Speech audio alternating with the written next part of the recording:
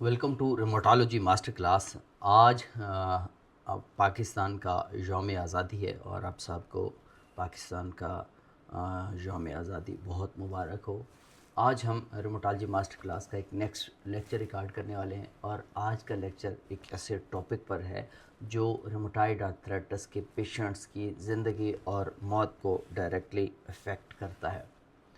और वो क्या है? वो है रिमोटाइड आर्थराइटिस और कार्डियोवैस्कुलर रिस्क। ये बहुत इम्पोर्टेंट है।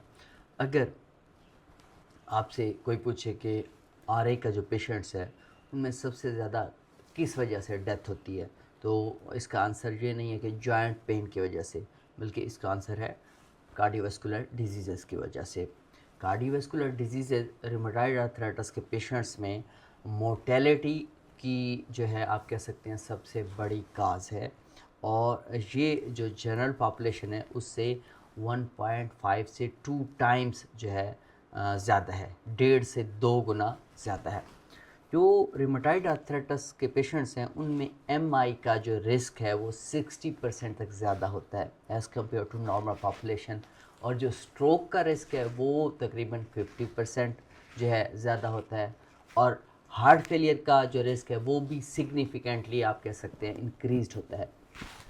पाकिस्तान में ये, और एशिया में इंडिया, बांग्लादेश, पाकिस्तान में मैं कहूँगा कि ये और भी ज़्यादा इम्पोर्टेंट इसलिए है क्योंकि पाकिस्तान की जो पॉपुलेशन है वो ऑलरेडी कार्डियोवैस्कुलर डिजीज़ यहाँ पर बहुत ज़्यादा प्रीवेलेंट है।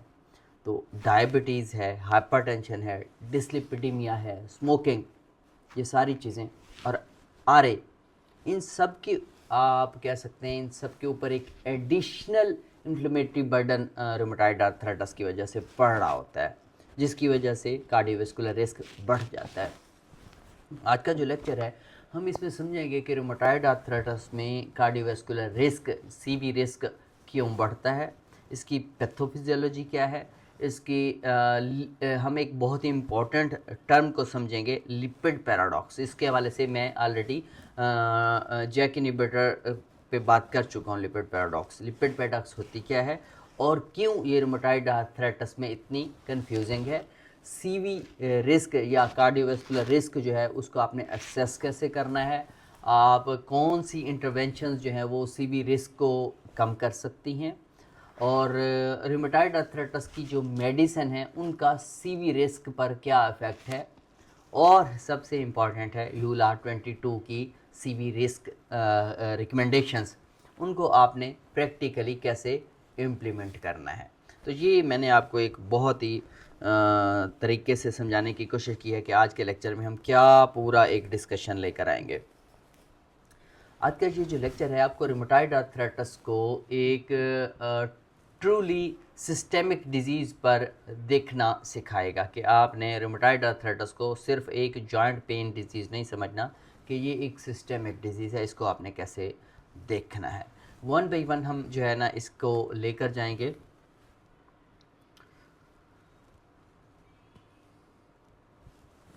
सबसे पहले हम समझेंगे कि ये रिस्क बढ़ता क्यों है, आरए में सीवी रिस्क क्यों बढ़ता है, पैथोफिजियोलॉजी क्या है, और इसका जो आंसर है कई आप कह सकते हैं इंटरकनेक्टेड मैकेनिज्म हैं, उनको हम समझने की कोशिश करेंगे।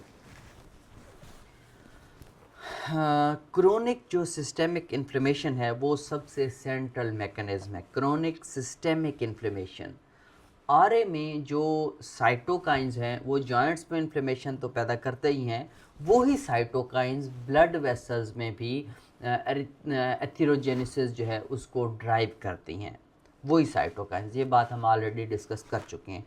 और टीएनएफ अल्फ़ा जो है वो क्या करता है, एंडोथेलियल डिसफंक्शन क्रिएट करता है, और फिर क्या होता है, ये जो एंडोथेलियल सेल्स हैं उनको ये एक्टिवेट कर देता है टीएनएफ अल्फ़ा, और फिर इसके बाद जो एडहेशन मॉलिक्यूल्स हैं उनको अपरेगुलेट करता है, तो यही टीएनएफ अल्फ़ा, और जो वेस्कुलर स्मूथ मसल्स हैं उनको प्रोलिफरेट भी करता है।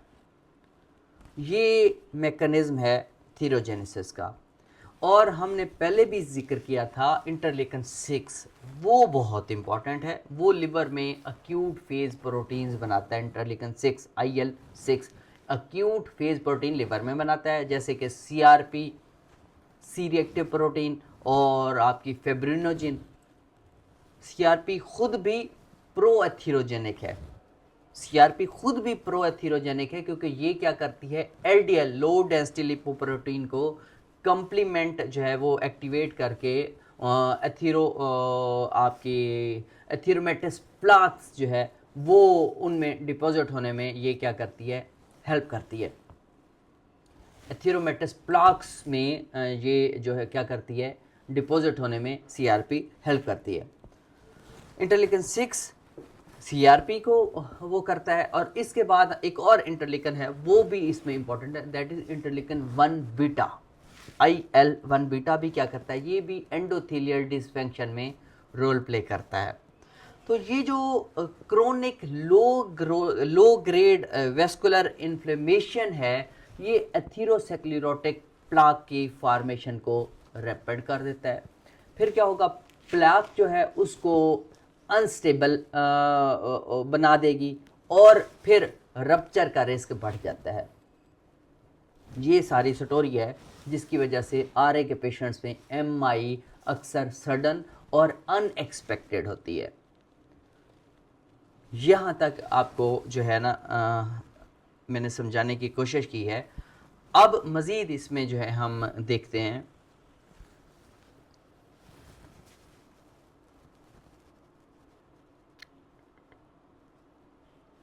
अच्छा, इसके आगे जो एक्सेलरेटेड एथेरोस्क्लेरोसिस है वो बेसिकली रूमेटॉइड आर्थराइटिस में इमेजिंग से भी जो है वो मिलती है। एक्सेलरेटेड एथेरोस्क्लेरोसिस, ये नहीं है कि हम इसकी पैथोफिजियोलॉजी में सिर्फ रहें, ये इमेजिंग से भी प्रूवन है। इसमें क्या होता है, आपकी जो कैरोटिड एंटीमा मीडिया थिकनेस है CMT, जी CIMT, carotid intima media thickness जो है, जो एक आप कह सकते हैं सरोगेट मार्कर है सब क्लिनिकल एथेरोस्क्लेरोसिस का, ये भी रूमेटॉइड आर्थराइटिस के पेशेंट्स में मैच्ड कंट्रोल से ज़्यादा होती है, CIMT। फिर क्या होगा, जो कोरोनरी आर्टरी की कैल्सिफिकेशन है वो भी रूमेटॉइड आर्थराइटिस के पेशेंट्स में ज़्यादा हो जाएगी, कोरोनरी आर्टरी की कैल्सिफिकेशन ज़्यादा हो जाएगी। फिर हो सकता है एओर्टिक स्टिफनेस जो है वो बढ़ जाएगी। ये सारी चेंजेस जो हैं डिजीज़ ड्यूरेशन और सेवेरिटी से कोरिलेट करते हैं। ये नहीं है कि किसी को RA हुआ और फर्स्ट ईयर में ही उसमें ये चेंजेस आ जाएंगे, ऐसा हरगिज़ नहीं है। ये डिजीज़ ड्यूरेशन पे डिपेंड करता है और सेवेरिटी पे डिपेंड करता है, और उन पेशेंट्स में जो होगा जो जिनमें पोअरली कंट्रोल्ड RA होगी, यानी जितनी लंबी और ज़्यादा एक्टिव डिजीज़ होगी उतनी ज़्यादा एथेरोस्क्लेरोसिस का चांस ज़्यादा होगा। और फिर क्या होगा, एंडोथेलियल जो डिसफंक्शन है वो एक आप कह सकते हैं पिवटल मैकेनिज्म है। इसमें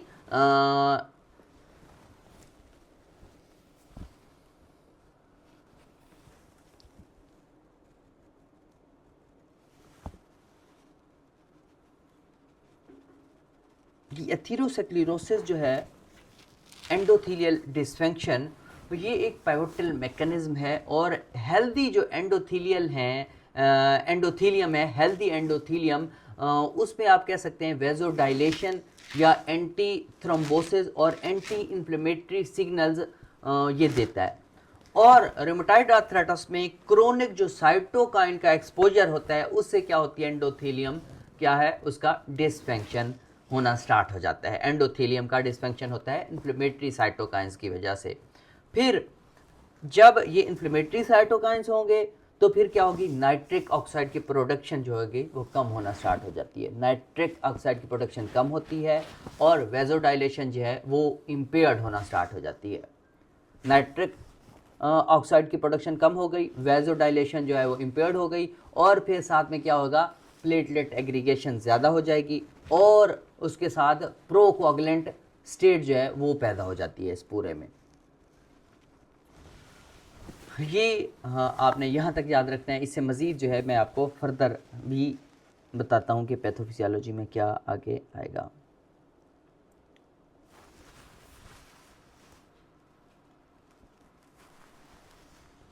अच्छा, इसमें है फ्लो मीडिएटेड, आप कह सकते हैं डायलेशन। फ्लो मीडिएटेड डायलेशन को कहते हैं एफएमडी, फ्लो मीडिएटेड डायलेशन, जो एंडोथेलियल फंक्शन का मैयर है। फ्लो मीडिएटेड डायलेशन क्या है? एंडोथेलियल फंक्शन का मैयर है, और रूमेटाइड आर्थराइटिस के पेशेंट्स में ये भी सिग्निफिकेंटली कम हो जाती है। नाइट्रिक ऑक्साइड की प्रोडक्शन कम हो जाती है, और ये भी इसमें कम हो जाती है। इसके साथ साथ इंसुलिन रेजिस्टेंस भी जो है, और मेटाबॉलिक जो सिंड्रोम है वो भी आरए के पेशेंट्स में ज़्यादा प्रिवेलेंट है। इंसुलिन रेजिस्टेंस भी ज़्यादा है, और मेटाबॉलिक सिंड्रोम जो है वो भी आरए के पेशेंट्स में ज़्यादा हो सकते हैं, क्योंकि पेशेंट में क्रोनिक इन्फ्लेमेशन चल रही होती है। तो क्रोनिक इन्फ्लेमेशन क्या करती है? इंसुलिन सिग्नलिंग को इम्पेयर कर देती है।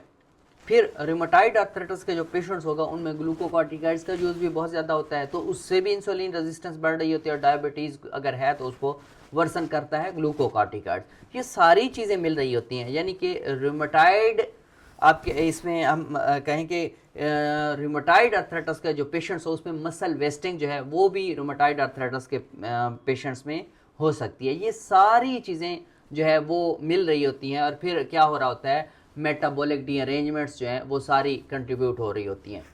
सारी ये मेटाबॉलिक डीअरेंजमेंट्स कंट्रीब्यूट हो रही होती हैं, और इससे और ज़्यादा जो है वो रिस्क बढ़ रहा होता है।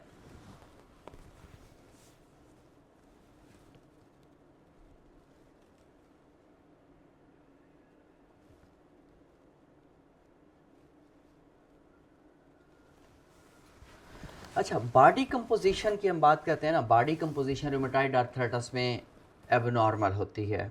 इसमें कैसे एबनॉर्मल होती है? जो बीएमआई है, बॉडी मास इंडेक्स, वो नॉर्मल हो सकता है, लेकिन जो फैट मास है वो ज़्यादा होगा, और मसल मास जो है वो कम होता है। और हम इसे आप कह सकते हैं कि इसी वजह से ही पेशेंट्स जो रूमेटाइड आर्थराइटिस के उनमें मसल वेस्टिंग हो रही होती है। ये इसलिए भी इम्पॉर्टेंट है कि क्योंकि आप कहें कि बीएमआई से सीवी रिस्क अंडर एस्टिमेट हो सकता है। तो हम समझ लेते हैं बीएमआई पेशेंट का नॉर्मल है, लेकिन उसमें बीएमआई जो है वो आपको डॉज कर सकता है। बेसिकली क्या हो रहा था कि ये पेशेंट्स हैं, इनमें ऑटो इम्यूनिटी जो है वो डायरेक्टली, हमने बताया जैसे साइटोकाइंस के लेवल पर, इंटरलिकन्स के लेवल की वजह से auto immunity directly vascular system को अफेक्ट कर रही होती है। इसमें अगर एंटीबॉडीज़ की बात करते हैं तो एंटी सीसीपी एंटीबॉडीज़ और जो रूमेटाइड फैक्टर एंटीबॉडीज़ हैं ये भी वेस्कुलर एंडोथेलियम को टारगेट कर सकते हैं। हमने अपने पुराने लेक्चर्स में डिस्कस किया था। एंटी सीसीपी पॉजिटिव वाले जो पेशेंट्स हैं उनमें सीवी रिस्क जो है वो ज़्यादा होता है as compare to those patients who are sero negative. फिर ये जो एंटीबॉडीज़ हैं ये एंडोथेलियल सेल एंटीबॉडीज़ भी बना रही होती हैं। एंडोथेलियल सेल एंटीबॉडीज़ भी रूमेटाइड आर्थराइटिस के पेशेंट्स में हो सकती हैं, जो कि हम मैयर नहीं कर रहे होते। एंडोथेलियल सेल एंटीबॉडीज़ जो हैं वो क्या करती हैं? वो भी डायरेक्टली एंडोथेलियम को डैमेज कर रही होती हैं। तो ये सारी चीज़ें मिल रही होती हैं। हम कह सकते हैं कि ये एक ऑटोनोमिक डिसफंक्शन जो है वो प्रोड्यूस हो रही होती है रूमेटाइड के पेशेंट में, रूमेटाइड आर्थराइटिस पेशेंट में हो रही होती है, और यही फिर क्या करती है? हार्ट रेट को, वेरिएबिलिटी जो है उसकी कम करती है, और फिर सडन कार्डियक डेथ का रिस्क बढ़ जाता है। यहाँ तक आपने माइंड में रखना। मज़ीद आगे चलते हैं।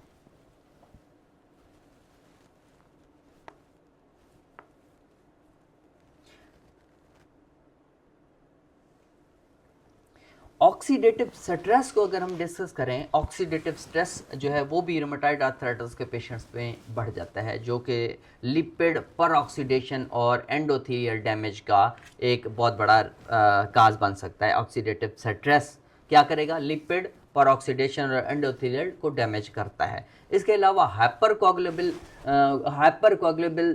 स्टेट आप कह सकते हैं, वो भी रूमेटाइड आर्थराइटिस के पेशेंट्स में होती है।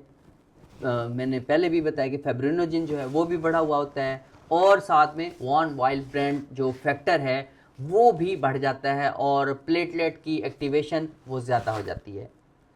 ये सारी चीज़ें मिलेंगी। फाइब्रिनोजिन बढ़ जाएगा, वॉन वाइल्ड फैक्टर जो है वो बढ़ जाएगा, और इसके अलावा कॉम्प्लीमेंट की प्लेटलेट की एक्टिवेशन ज़्यादा हो जाती है। ये सारी चीज़ें मिलेंगी तो सब थ्रोम्बोटिक इवेंट्स का रिस्क बढ़ जाएगा। ये सारी चीज़ें थ्रोम्बोटिक इवेंट्स का रिस्क को बढ़ा देंगी।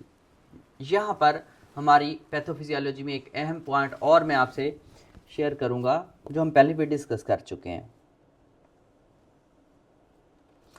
Lipid paradox. लिपिड पैराडॉक्स जो है उसको समझते हैं। रूमेटॉइड आर्थराइटिस जो है, जो आर है कार्डियोलॉजी का, रूमेटॉइड आर्थराइटिस में कार्डियोलॉजी का सबसे आप कह सकते हैं इंटरेस्टिंग और कंफ्यूजिंग कॉन्सेप्ट क्या है, लिपिड पैराडॉक्स। इस पर जैक इनहिबिटर से रिलेटेड एक डिस्कशन हम ऑलरेडी कर चुके हैं, मैंने अलग से भी एक वीडियो बनाई हुई है। यहाँ मैं आपको बताऊं कि जो हाई एलडीएल और लो एचडीएल कार्डियोवैस्कुलर रिस्क जो है ये बढ़ा देते हैं। हाई एलडीएल और लो एचडीएल ये क्या करते हैं, कार्डियोवैस्कुलर सीवीडी रिस्क को बढ़ा देते हैं। लेकिन रूमेटॉइड आर्थराइटिस में ये एक पैराडॉक्स है। एक्टिव आरए में टोटल कोलेस्ट्रॉल और आप कह सकते हैं जो एलडीएल है वो एक्चुअली लो होता है एक्टिव आरए में compare to general population. Active RA में दोबारा रिपीट कर देता हूँ, टोटल कोलेस्ट्रॉल और एलडीएल लो होगा एक्टिव आरए में। ये पैराडॉक्स क्यों है? एक्टिव जब इन्फ्लेमेशन होती है, एक्टिव इन्फ्लेमेशन में आपको पता है कि इंटरलीकन 6 और टीएनएफ अल्फा जो है वो लिपिड मेटाबॉलिज्म को अल्टर कर रहे होते हैं, इंटरलीकन 6 और टीएनएफ अल्फा। इससे क्या होता है, एलडीएल कम हो जाते हैं। लेकिन इसके बावजूद सीवी रिस्क बढ़ा हुआ होता है और यहीं पे जो है गलती हो जाती है। ये क्यों होती है? क्योंकि जो आप कह सकते हैं इन्फ्लेमेटरी प्रोसेस चल रहा होता है उसमें एलडीएल को क्वालिटेटिवली जो है उसका एक डिफरेंस पैदा हो जाता है। यहाँ पर आप ये कहें कि ऑक्सीडाइज्ड एलडीएल बन रहे होते हैं जो कि ज़्यादा एथेरोजेनिक होते हैं। ऑक्सीडाइज्ड एलडीएल आपने माइंड में रखना है, ये बन रहे होते हैं एक्टिव डिजीज़ में। और ये क्या होते हैं, नॉर्मल जो एक नॉर्मल पॉपुलेशन में एलडीएल है उसकी निस्बत में ऑक्सीडाइज्ड एलडीएल जो बन रहे होते हैं ये ज़्यादा एथेरोजेनिक होते हैं। एचडीएल की बात करते हैं तो एचडीएल जो है वो हाई डेंसिटी लिपोप्रोटीन भी डिसफंक्शनल हो चुके होते हैं एक्टिव डिजीज़ में। नॉर्मली जो एचडीएल हैं वो एंटी इन्फ्लेमेटरी और आप कह सकते हैं थीरोप्रोटेक्टिव होते हैं एचडीएल। लेकिन रूमेटॉइड आर्थराइटिस के पेशेंट्स में एचडीएल का जो है वो कंपोजिशन वो तब्दील हो चुकी होती है और ये क्या कर रहे होते हैं, प्रो इन्फ्लेमेटरी स्टेट की एक कंडीशन डेवलप हो जाती है। यहाँ एलडीएल एचडीएल कोलेस्ट्रॉल की कुछ आपको जो है वो कॉन्सेप्ट समझ आया होगा। कोलेस्ट्रॉल हम इसको कहते हैं कोलेस्ट्रॉल इफ्लेक्स कैपेसिटी। कोलेस्ट्रॉल इफ्लेक्स कैपेसिटी जो कि एचडीएल का एक फंक्शन है, यानी कि जो मैक्रोफेजेस हैं उससे कोलेस्ट्रॉल लिया जाता है और रूमेटॉइड आर्थराइटिस में जो है वो ये इम्पेयर्ड होती है। इसलिए रूमेटॉइड आर्थराइटिस में क्या होता है, रूमेटॉइड आर्थराइटिस में लो कोलेस्ट्रॉल को आप कह सकते हैं फाल्सली रीएश्योरिंग आपने नहीं समझना। लो कोलेस्ट्रॉल को आपने फाल्सली रीएश्योरिंग नहीं समझना और लो एलडीएल को भी आपने फाल्सली रीएश्योरिंग नहीं समझना। मैंने बहुत डिटेल से समझाने की कोशिश की है। तो सीवी रिस्क फिर भी हाई रहता है चाहे कोलेस्ट्रॉल लो है। तो ये लिपिड पैराडॉक्स है। लिपिड पैराडॉक्स का एक और डायमेंशन ये है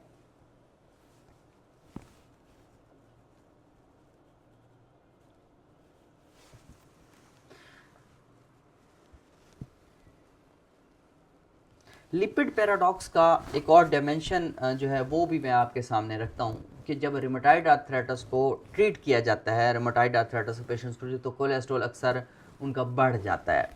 ये चीज़ कैसे सामने आती है, मैंने जैक इनहिबिटर का बताया है। टोसिलिजुमैब पे और जैक इनहिबिटर्स पर कोलेस्ट्रॉल बढ़ना जो है वेल डॉक्यूमेंटेड है। मैंने बताया स्पेशली टोफासिटिनिब पर और टोसिलिजुमैब पर जो है, जब भी आप टोसिलिजुमैब देते हैं तो लिपिड प्रोफाइल हम वैसे चेक कर रहे होते हैं लेकिन कोलेस्ट्रॉल लेवल बढ़ रहा होता है और जैक इनहिबिटर पर भी कोलेस्ट्रॉल बढ़ रहा होता है। ये क्यों है? ये पैराडॉक्सिकली होता है क्योंकि इंटरलीकन 6 ब्लॉक होने से क्या होता है, लिपिड मेटाबॉलिज्म नॉर्मलाइज होती है और टोटल कोलेस्ट्रॉल और एलडीएल जो है वो पहले जो है फाल्सली लो थे वो बढ़ जाते होते हैं।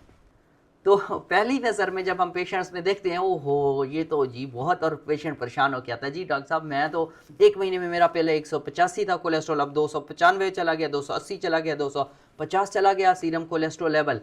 तो पेशेंट भी परेशान हो जाता है और फिजिशियन भी देखता है यार मैंने कोई मेडिसिन तो ऐसी स्टार्ट कर दी है, स्पेशली जैक इनहिबिटर में होता है कि ये तो पेशेंट को तो मसला हो गया है, फौरी तौर पर पेशेंट की जैक इनहिबिटर स्टॉप कर देगा। ऐसा नहीं है, क्योंकि जो नेट सीवी रिस्क है वो एक्चुअली कम हो रहा होता है, क्योंकि इन्फ्लेमेशन तो कम हो रही है। ये नहीं है कि इन्फ्लेमेशन भी बढ़ रही है, नेट सीवी रिस्क कम हो रहा है, कोलेस्ट्रॉल लेवल बढ़ रहा है। इसका मतलब ये नहीं है कि लिपिड चेंजेस को आपने इग्नोर करना है, लिपिड चेंजेस को इग्नोर ना करें। स्टेटन थेरेपी को आप जो है वो ऐड कर सकते हैं। उसके लिए क्या करें, आप लिपिड मॉनिटरिंग करते रहें, और अगर ज़रूरी आप समझते हैं तो लो डोज स्टेटन थेरेपी आप स्टार्ट कर सकते हैं। और ऐसे पेशेंट्स में जिनमें सीवी रिस्क हो, जो ओबीज पेशेंट हों, या उनमें कोई ऑलरेडी हाइपरटेंशन की हिस्ट्री है या डायबिटीज़ की हिस्ट्री है, या उनकी कोई फैमिली जो है वो हिस्ट्री है, तो फिर आप उसमें low dose Staten therapy start कर सकते हैं। बट आपने ये देखकर नहीं अपना ट्रीटमेंट प्लान को चेंज करना कि पेशेंट जो है उसमें तो मेरा कोलेस्ट्रॉल बहुत ज़्यादा हाई हो गया है। ये चीज़ें बड़ी इंपॉर्टेंट है और इसको कहते हैं लिपिड पैराडॉक्स।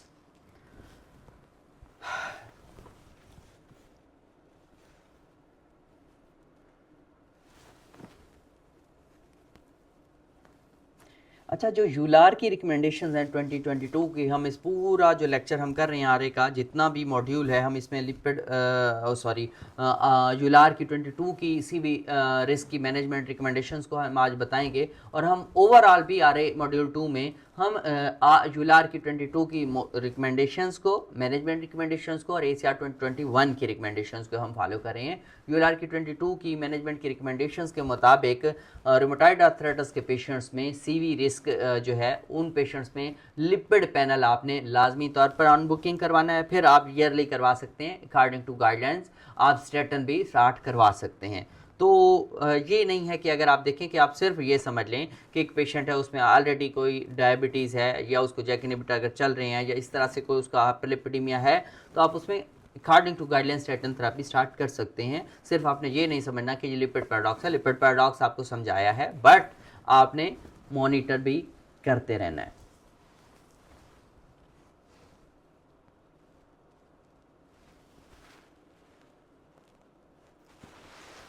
आरए में सीवी रिस्क असेसमेंट आपने कैसे करनी है, ये एक नेक्स्ट हमारा जो है ना डिस्कशन का पार्ट है कि सीवी रिस्क की असेसमेंट आपने कैसे करनी है। ये थोड़ा सा मैं आपको बताता हूँ कि जो ट्रेडिशनल सीवी रिस्क स्कोर्स हैं उनमें है जी, जो ट्रेडिशनल सीवी रिस्क स्कोर हैं, जैसे कि उसको आप कहते हैं फर्मिंघम रिस्क स्कोर है, फर्मिंघम रिस्क स्कोर है, या फिर आप उसको कहते हैं ESC स्कोर है। वो रूमेटॉइड आर्थराइटिस के जो पेशेंट्स हैं उनमें सीवी रिस्क को अंडर असेसमेंट के तौर पर जो है वो ले जाते हैं। या आप कह सकते हैं कि ये फर्मिंघम रिस्क स्कोर या ESC स्कोर आरए के पेशेंट्स में उस सीवी रिस्क को अंडर एस्टिमेट कर सकते हैं, क्योंकि ये स्कोर आरए के इन्फ्लेमेटरी बर्डन को जो है वो आप कह सकते हैं कि फैक्टर नहीं करते।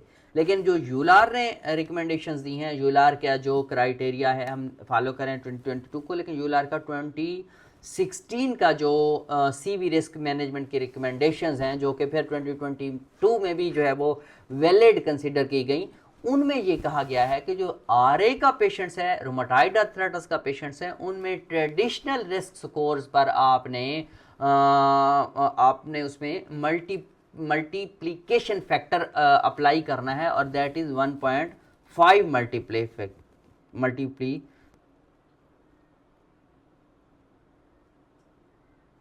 जी 1.5 मल्टीप्लिकेशन जो है फैक्टर को आपने लगाना है, उसको आपने यूज़ करना है। यानी कि अगर फर्मिंघम स्कोर जो है वो 10% आता है, आप सीवी रिस्क देख रहे हैं और जो भी एक रूटीन के स्कोर आप यूज़ कर, फर्मिंघम स्कोर है 10%, तो आप आरए में उसे 15% समझें, क्योंकि आपने उसको मल्टीप्लाई करना है 1.5 से।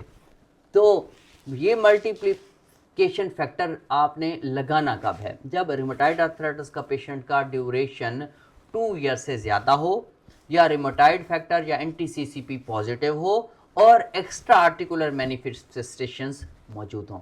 दोबारा रिपीट कर देता हूँ, या कब लगाना है? बर्मिंघम स्कोर 10 है, आपने 1.5 मल्टीप्लिकेशन करनी है, 15 बन गया, लेकिन लगाना कब है? जब आर ए का ड्यूरेशन 2 ईयर से ज़्यादा हो, NTCCP फैक्टर पॉजिटिव हो या एक्स्ट्रा आर्टिकुलर मैनिफेस्टेशन हो। ये बहुत इंपॉर्टेंट पॉइंट है, एग्जामिनेशन पॉइंट ऑफ व्यू से याद रख लेना है।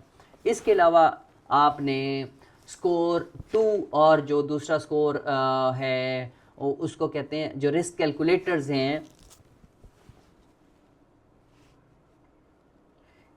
ASCVD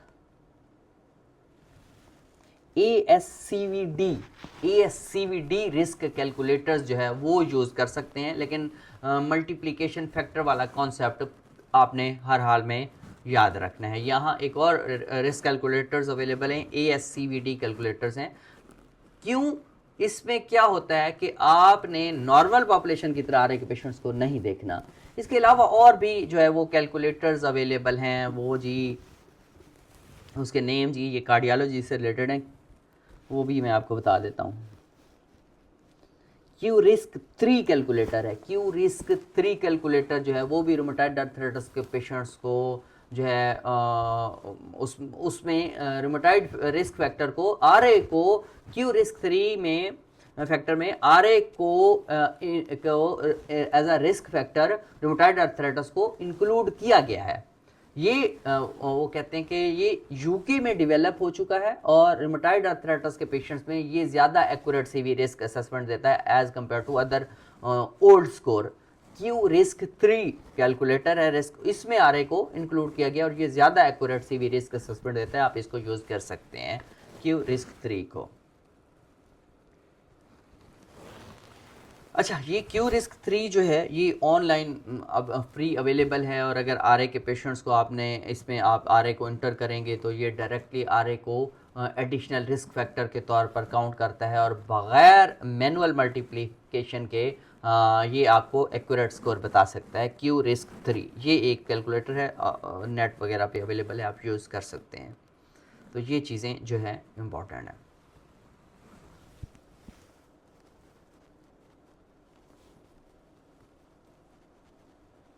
अब है जी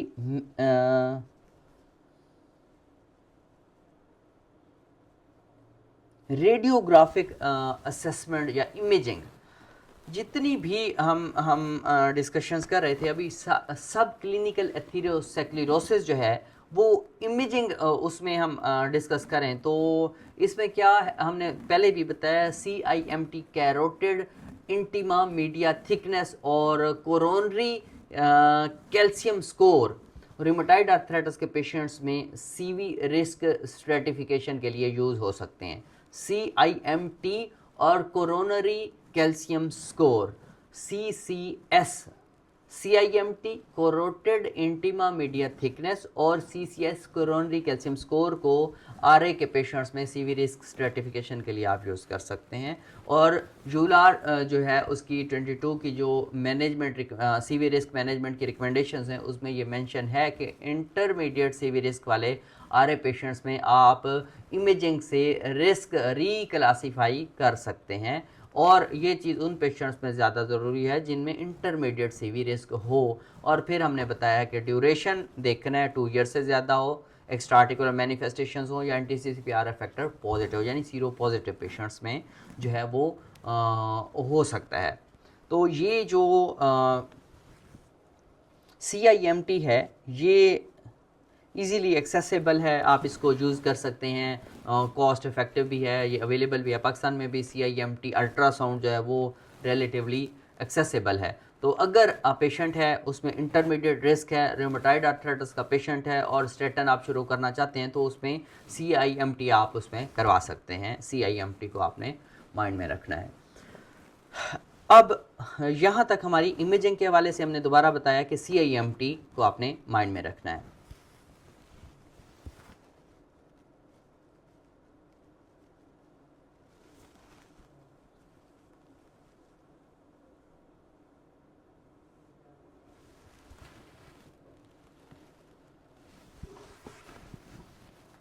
अच्छा, नेक्स्ट है जो सीवी रिस्क है उसको कम करने के लिए आपने स्ट्रेटजीज़ क्या रखनी है, इन स्ट्रेटजीज़ को हम समझते हैं। और ये 3 ब्रॉड कैटेगरीज़ हैं।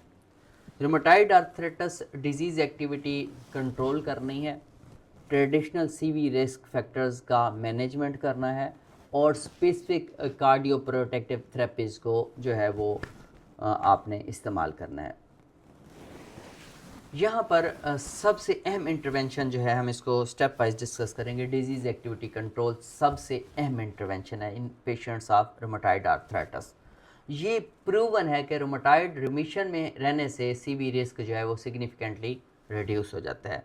डैश 28 में अब जब आप डैश 28 करते हैं उसका हर यूनिट जो है वो कम हो तो सीवी इवेंट्स के रिस्क को मेजरेबली कम कर सकता है। जितना डैश 28 का हर यूनिट कम होता जाएगा सीवी रिस्क उतना कम होता जाएगा। जितनी ज़्यादा डिजीज़ एक्टिविटी होगी उतना ज़्यादा सीवी रिस्क होगा। सबसे इम्पॉर्टेंट तो है सीवी डिजीज़ एक्टिविटी को कंट्रोल करना। और कैसे, हमने पिछले लेक्चर में आई थिंक डिस्कस किया था, ट्रीट टू टारगेट स्ट्रेटेजी। इसका ये एक अहम बेनिफिट क्या है, ट्रीट टू टारगेट T2T का एक अहम बेनिफिट है कार्डियोवैस्कुलर प्रोटेक्शन, जो जॉइंट प्रोटेक्शन के अलावा है। जब आप ट्रीट टू टारगेट स्ट्रेटेजी अपनाएंगे, पेशेंट्स की डिजीज़ एक्टिविटी कंट्रोल होगी तो ना उसकी जॉइंट हेल्थ बेटर होगी बल्कि उसकी कार्डियोवैस्कुलर की प्रोटेक्शन भी साथ में होगी। हमने बात की थी MTX की। MTX का जो डाटा है खसूसन वो बहुत ज़्यादा इम्प्रेसिव है।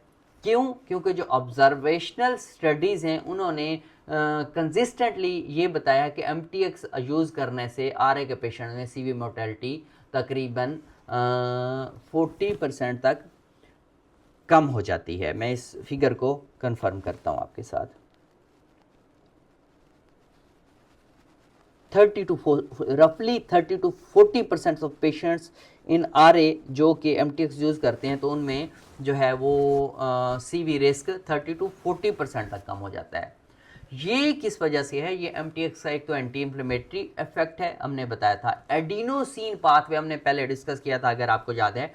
एडिनोसिन पाथवे के कार्डियो प्रोटेक्टिव इफेक्ट्स हैं, कार्डियो प्रोटेक्टिव इफेक्ट्स हैं एडिनोसिन के। वो भी एडिनोसिन पाथवे भी MTX का हमने डिस्कस किया था। और इसके साथ होमोसिस्टीन रिडक्शन होती है फोलेट के साथ देने पर, तो सारे मिलकर क्या करते हैं?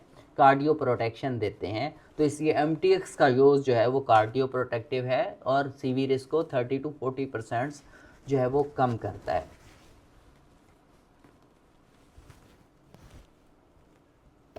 HCQ है, HCQ के हवाले से अगर हम बात करते हैं, जो हाइड्रोक्सीक्लोरोक्विन है ये भी कार्डियो प्रोटेक्टिव है।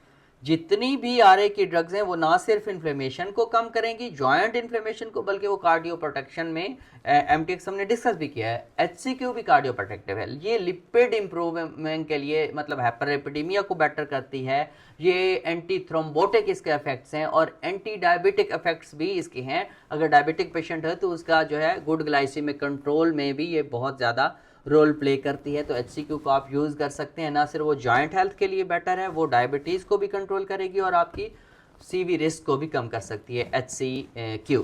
MTX को हमने डिस्कस किया, HCQ को भी डिस्कस किया। इसके बाद आप डिस्कस करते हैं हम TNF इनहिबिटर को। TNF इनहिबिटर्स जो हैं उनके भी CV इफेक्ट्स जो हैं वो हैं, लेकिन वो कॉम्प्लेक्स हैं।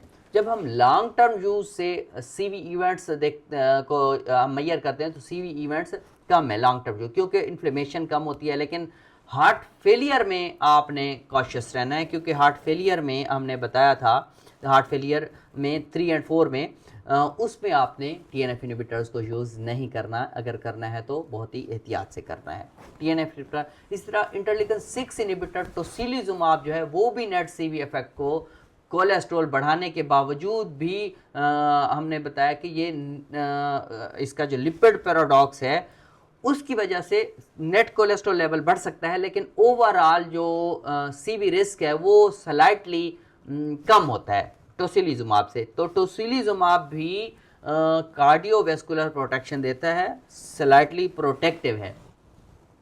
इस पर कुछ ट्रायल भी हुए हैं टोसिलिजुमाब के और इटैनरसेप्ट के, उसका मैं आपके साथ शेयर करता हूँ।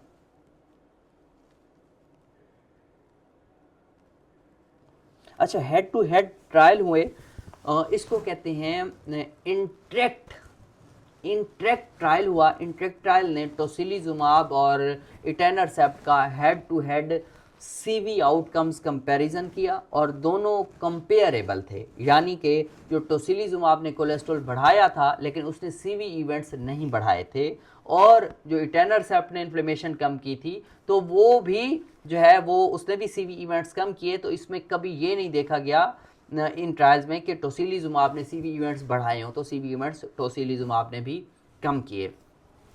टीएनएफ इनिबिटर, इंटरलिकन 6, जैक इनिबिटर के हवाले से भी मैं बता दूं, जैक इनिबिटर और सीवी रिस्क में हम जो हमने बताया था कि ओरल सर्वेलेंस ने बताया कि टोफासिटिनेब जो है उस पर आप कह सकते हैं मैस यानी कि मेजर एडवर्स कार्डियोवैस्कुलर इवेंट्स का जो बढ़ा हुआ या इंक्रीज्ड रिस्क दिखाया था वो हाई रिस्क पॉपुलेशन में था। हमने पिछले लेक्चर में कवर किया था, नॉर्मल पॉपुलेशन में नहीं था। जो था वो ओरल सर्वेलेंस में टोफासिटिनेब का रिस्क है लेकिन हाई रिस्क पॉपुलेशन में है। तो जो ट्रेडिशनल सीवी रिस्क फैक्टर्स हैं उनका एग्रेसिव मैनेजमेंट रूमेटाइड आर्थराइटिस के पेशेंट्स में जो है करने से कोई भी सीवी रिस्क नहीं बढ़ा, और जैक इनिबिटर का नॉर्मल पॉपुलेशन में सीवी रिस्क बढ़ाने के हवाले से कोई चांस नहीं हुआ।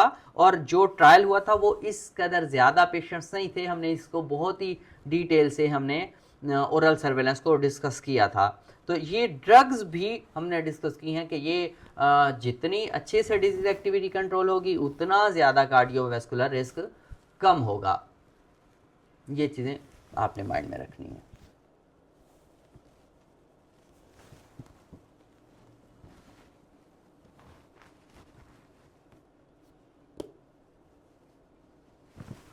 अच्छा, रूमेटॉइड आर्थराइटिस पेशेंट्स में एक और बात ज़रूरी है कि जो anti inflammatory additional inflammatory burden पड़ रहा होता है वो भी आपने कंट्रोल करना है। वो कैसे करना है कि स्मोकिंग सिजेशन जो है वो रूमेटॉइड आर्थराइटिस के पेशेंट्स में जो है वो डबल प्रायोरिटी है।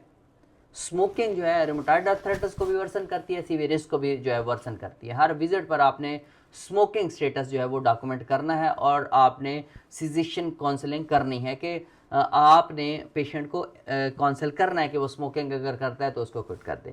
इसके अलावा स्मोकिंग के अलावा हाइपरटेंशन भी रूमेटॉइड आर्थराइटिस के पेशेंट्स में ज़्यादा प्रीवेलेंट है क्रोनिक इन्फ्लेमेशन की वजह से, और साथ में एनसेड्स पेशेंट्स ले रहे होते हैं, ग्लूकोकॉर्टिकॉइड्स ले रहे होते हैं, तो बीपी ये चीज़ें बढ़ा सकती हैं। एनसेड्स भी, स्टीरॉइड्स भी बढ़ा सकते हैं, तो क्रोनिक इन्फ्लेमेशन भी बीपी बढ़ा सकती है। तो आपने हाइपरटेंशन को भी देखना है, हर विजिट पे आपने बीपी मेजर करना है और एग्रेसिवली आपने बीपी के अगर पेशेंट्स है और उसमें बीपी अगर वो कहता है नहीं जी मेरा को ख़ास कभी कभार होता है मैं रूटीन में मेडिसिन नहीं लेता, तो आप उसका पूरा एक उसके बीपी को डॉक्यूमेंट करें, हर विजिट पे देखें और उसको कहें कि वो अपना ब्लड प्रेशर मॉनिटर करे। अगर उसमें हाइपरटेंशन है तो आपने अकॉर्डिंग टू गाइडलाइंस उसको ट्रीट करना है। और अगर पेशेंट में आ जाता है हाइपरटेंशन की हिस्ट्री है तो उसमें आप कह सकते हैं एसी इनिबिटर, एस इनिबिटर्स और आरबीज जो हैं एआरबीज, वो हाइपरटेंशन की जो है फर्स्ट चॉइस आपने इस इनमें भी रखनी है और रूमेटॉइड आर्थराइटिस पेशेंट्स में, क्योंकि ये कार्डियो प्रोटेक्टिव भी हैं। इसी तरह हाइपरटेंशन को, स्मोकिंग को, डायबिटीज़ को भी आपने जो है वो कंट्रोल करना है और पेशेंट्स को कहना है कि वो अपनी डायबिटीज़ को कंट्रोल करें। डायबिटीज़ रूमेटॉइड आर्थराइटिस पेशेंट्स में ज़्यादा होती है क्योंकि स्टीरॉइड जो है वो पेशेंट ले रहा होता है। फिर इन्फ्लेमेशन जो है वो इंसुलिन रेजिस्टेंस को बढ़ा रही होती है और इंसुलिन रेजिस्टेंस जो है वो सारी ये चीज़ें सब कंट्रीब्यूट हो रही होती हैं। तो फिर क्या होता है HbA1c आपने चेक करते रहने और गुड ग्लाइसेमिक कंट्रोल बहुत ज़्यादा ज़रूरी है। इसके अलावा जो है आपने ओबेसिटी को और फिज़िकल इनएक्टिविटी को भी रूमेटॉइड आर्थराइटिस में कॉमन है, क्योंकि ये ओबेसिटी भी और फिज़िकल इनएक्टिविटी पेशेंट बैठे रहते हैं, तो ये सारी चीज़ें जो है पेशेंट पेन की वजह से ना वो मूव करते हैं, फिज़िकल एक्टिविटी नहीं करते और बैठे रहने से उनको ओबीज भी हो गए हैं। तो इसको भी एड्रेस करना है आपने, उनको कहना है कि जो है वो ग्रेडेड एरोबिक एक्सरसाइजेज प्रोग्राम है या उसके अलावा वो जॉइंट्स को जो है वो हल्की फुल्की वर्जिश करते रहें, उसकी इंडोर एक्टिविटीज़ कर सकते हैं और साथ में वेट पे कंट्रोल करें। ये चीज़ें कंट्रोल, ओबेसिटी और एक्टिविटी जो है वो बेहतर करने से भी सीवी रिस्क कम हो सकता है। ये चीज़ें हो गई। इसके अलावा डिस्लिपिडीमिया की मैनेजमेंट जो है वो भी रूमेटॉइड आर्थराइटिस में बहुत इंपॉर्टेंट है। इसको भी हम जो है वो समझने की कोशिश करते हैं।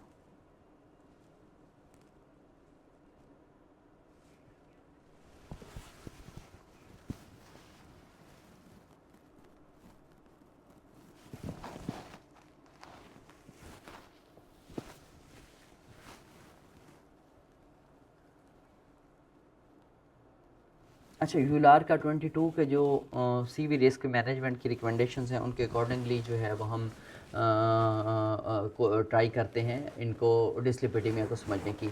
यूलार की 2016 की जो सीवी रिस्क मैनेजमेंट की रिकमेंडेशंस हैं और एसीआर की भी जो रिकमेंडेशंस हैं उनके अकॉर्डिंगली, जो कि यूलार ने 2022 में भी उनको जो है उन वैलिड करार दिया है, वो ये कहती हैं कि रूमेटॉइड आर्थराइटिस के पेशेंट्स में स्टेटन थेरेपी का थ्रेशोल्ड आपने कम रखना है। इससे क्या मुराद है? इसका ये मुराद है यानी कि जो जनरल पॉपुलेशन है उससे कम एलडीएल लेवल पर भी आपने स्टेटन शुरू कर देना है। क्यों? क्योंकि जो बेसलाइन इन्फ्लेमेटरी रिस्क है वो यहाँ पे आरए के पेशेंट्स में ज़्यादा है। फिर बता दूं, थ्रेशोल्ड आपने जनरल पॉपुलेशन की निस्बत में स्टेटन थेरेपी के लिए कम रखना है, यानी कि एलडीएल लेवल कम है फिर भी स्टेटन शुरू कर देना है, क्योंकि बेसलाइन जो है इन्फ्लेमेटरी रिस्क ज़्यादा है। और फिर जो स्टेटन्स हैं वो रूमेटॉइड आर्थराइटिस में डबल बेनिफिट देते हैं। वो किस तरह से देते हैं वो आपको मैं समझाता हूँ। एक तो ये एलडीएल कम करते हैं, दूसरा ये एंटी इन्फ्लेमेटरी आप कह सकते हैं इफेक्ट्स देते हैं। एंटी इन्फ्लेमेटरी इफेक्ट्स भी स्टेटन रखते हैं, स्टेटन से सीआरपी भी कम होती है। ठीक है, तो आपको ये डबल बेनिफिट देंगे, तो आपने स्टेटन थेरेपी स्टार्ट करनी है। इसके लिए भी ट्रायल है, मैं उसको आपके साथ शेयर करता हूँ कि उसके ने क्या कहा। जुपिटर ट्रायल है जी। जुपिटर ट्रायल ने कहा है कि हाई सेंसिटिव सीआरपी या हाई सीआरपी लेकिन नॉर्मल एलडीएल वाले लोगों में आप कह सकते हैं आप स्टेटन दें तो सीवी इवेंट्स कम हो सकते हैं। हाई सीआरपी है, हाई सेंसिटिव सीआरपी अगर हाई है या सीआरपी हाई है लेकिन नॉर्मल एलडीएल है, उन लोगों में भी आपने जो है रोजोवोस्टेटन दिया या स्टेटन दिया, तो स्पेशली रोजोवोस्टेटन मेंशन्ड है वो दिया, तो ऐसे पेशेंट्स में सीवी इवेंट्स कम हुए। जुपिटर ट्रायल है। और रूमेटॉइड आर्थराइटिस के पेशेंट्स में ये प्रिंसिपल अप्लाई होता है क्योंकि इनमें सीआरपी टिपिकली क्या होता है, बड़ा होता है। तो बेसिकली हम जो है स्टेटन ना सिर्फ हमें ये डिस्लिपिडेमिया को कंट्रोल करेगा बल्कि हमारी एंटी इन्फ्लेमेटरी इफेक्ट्स की वजह से जॉइंट डिजीज़ को भी कंट्रोल करता है। इसके अलावा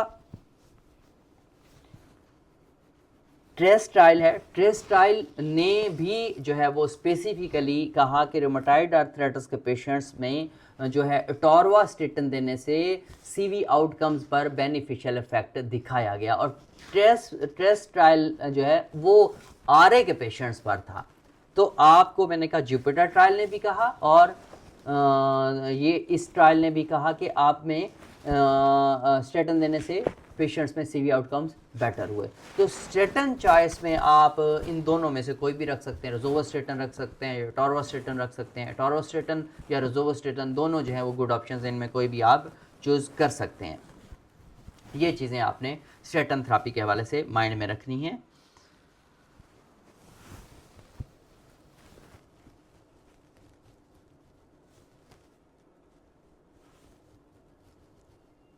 ड्रग इंट्रैक्शन को आपने माइंड में रखना है। ड्रग इंट्रैक्शन का आपने ख्याल रखना है। एमटीएक्स और स्टेटन्स जो है वो सेफ कॉम्बिनेशन है। इसके अलावा सिम्वास्टेटन जो है और साइक्लोस्पोरन, इनका कॉम्बिनेशन आपने अवॉइड करना है। ये एमसीक्यू भी है और आपने अपनी क्लिनिकल प्रैक्टिस में आप जहाँ पे भी साइक्लोस्पोरन यूज़ कर रहे हैं तो वहाँ आपने सिम्वास्टेटन के साथ यूज़ नहीं करना, आपने अवॉइड करना है। पाकिस्तान में जेनेरिक स्टेटन जो हैं वो अवेलेबल हैं, एक्सेसिबल भी हैं, सस्ते भी हैं। तो आपने क्या करना है, एटोरवास्टेटन जो है वो मोस्टली आपने यूज़ करना। 10 to 20 मिलीग्राम अक्सर पेशेंट्स के लिए अफोर्डेबल है, आप उसको यूज़ कर सकते हैं। तो आपने जस्ट सिम्वास्टेटन और साइक्लोस्पोरन को आपने अवॉइड करना है ड्रग इंट्रैक्शन में।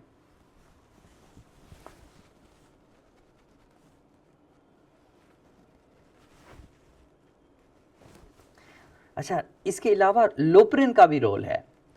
लोप्रिन के हवाले, एस्प्रीन के हवाले से हम जो है बात करते हैं तो वो भी रोल है प्राइमरी प्रिवेंशन में। एस्प्रीन का बेनिफिट वो कहते हैं कि मौजूद है लेकिन उतना नहीं है जितना कि स्टेटन का है, क्योंकि ब्लीडिंग रिस्क भी मौजूद है एस्प्रीन के साथ। तो एस्प्रीन जो है प्राइमरी प्रिवेंशन के लिए रूटीन में आप ना रिकमेंड करें, लेकिन आप ऐसा पेशेंट है जिसमें ज़रूरी है तो फिर आप ऐड कर सकते हैं। लेकिन सेकेंडरी प्रिवेंशन में आप दे सकते हैं। सेकेंडरी प्रिवेंशन में यानी एमआई है या स्ट्रोक के बाद एस्प्रीन तो आप दे सकते हैं। लेकिन प्राइमरी प्रिवेंशन में आप स्टेटन को यूज़ कर सकते हैं, एस्प्रीन को यूज़ करने से अवॉइड करें, ब्लीडिंग रिस्क भी बढ़ सकता है।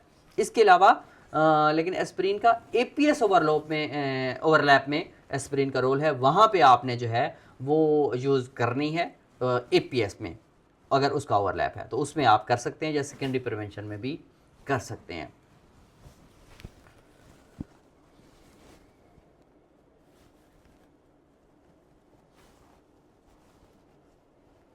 ग्लूकोकॉर्टिकॉइड्स के रोल के हवाले से हम डिस्कस करते हैं। ग्लूकोकॉर्टिकॉइड्स का सीवी रिस्क पर अफेक्ट क्या है वो समझना बहुत ज़्यादा ज़रूरी है। मैं वो आपको एक कम्प्लेक्स रिलेशनशिप है उसको समझाने की कोशिश करता हूँ। क्रोनिक ग्लूकोकॉर्टिकॉइड यूज़ क्या करता है, सीवी रिस्क बढ़ाता है, ये बहुत ही आम सी बात है।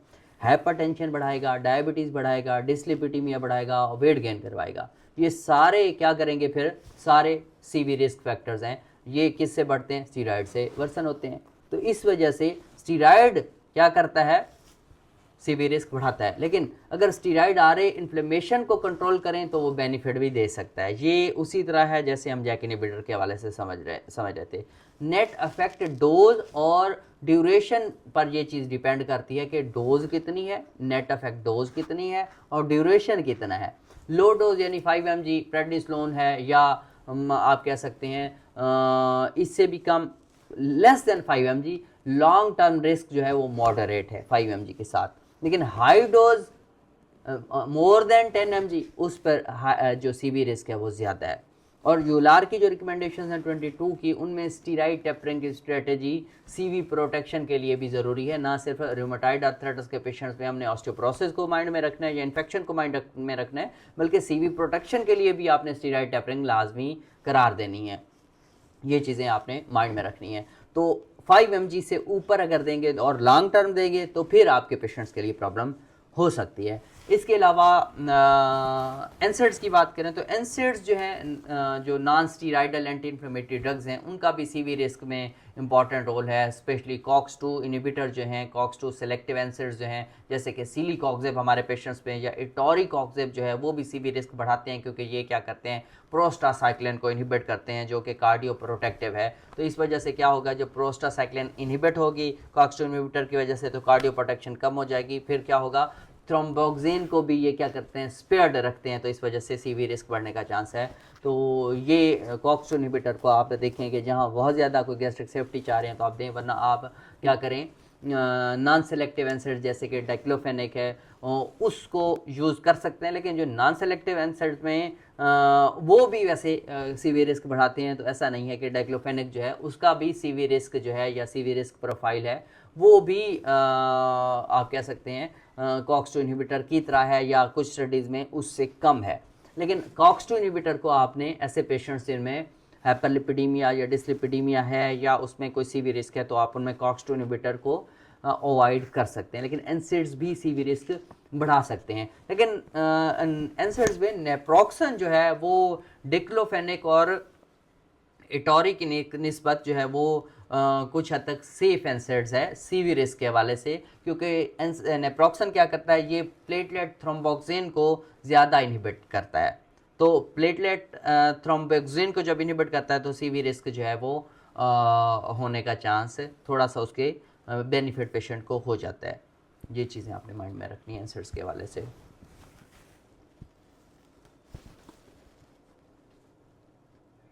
अच्छा, एक एनसेड्स के हवाले से एक और पॉइंट मैं आपको बताऊं कि आरए के पेशेंट्स में जिनको इस्टेब्लिश्ड सीवी डिजीज़ है और उनमें एनसेड से एक रूटीन में एनसेड चल रहे हैं, तो मुमकिन है तो आप उसमें अवॉइड करें, और अगर देना ज़रूर है तो आप नेप्रोक्सन विद गैस्ट्रोप्रोटेक्शन जो है वो प्रेफर कर सकते हैं। तो एनसेड्स को आपने इस्टेब्लिश्ड रिस्क डिजीज़ है जिनमें सीवी रिस्क है, तो उसमें आपने एनसेड्स को जो है वो करना है, अवॉइड करना है।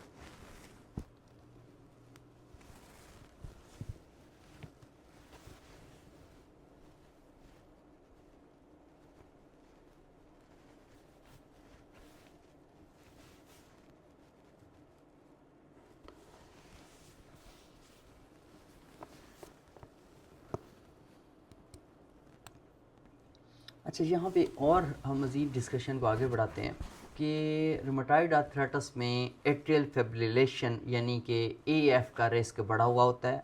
क्रोनिक इन्फ्लेमेशन आप कह सकते हैं, या उसकी वजह से एट्रियल फिब्रिलेशन का रिस्क बढ़ा हुआ होता है। क्या करती है, क्रोनिक इन्फ्लेमेशन क्या करती है, एट्रियल रिमॉडलिंग कर रही होती है। तो रूमेटाइड आर्थराइटिस के पेशेंट्स में पल्पिटेशन या इरेगुलर पल्स जो है वो आपने उसको इग्नोर नहीं करना। अगर पेशेंट को पल्पिटेशन हो रही है या इरेगुलर पल्स है तो आप उसकी ईसीजी कर सकते हैं और एट्रियल फिब्रिलेशन को रूल आउट कर सकते हैं। इसी तरह हार्ट फेलियर भी जो है वो रूमेटाइड आर्थराइटिस में ज़्यादा प्रिवेलेंट है as compare to other population. जैसे कि हार्ट कार्डियोवैस्कुलर डिजीज़ का रिस्क ज़्यादा है तो हार्ट फेलियर भी जो है हमने बताया कि वो ज़्यादा है।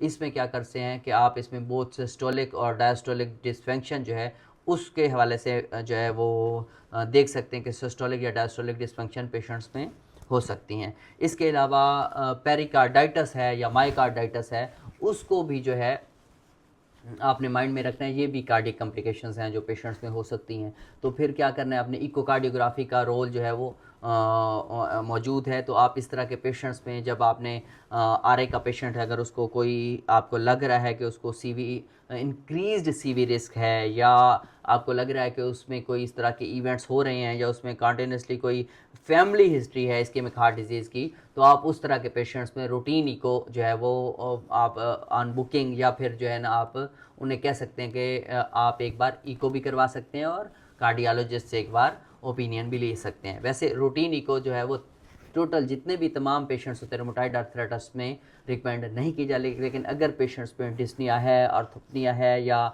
उसमें पीडोलिडिमा है या उसको पल्पिटेशंस हैं, तो फिर आप उसको कह सकते हैं कि वो कार्डियोलॉजिस्ट को विज़िट कर ले और इको करवा ले। तो ये चीज़ें आपने इको के हवाले से माइंड में रखनी है।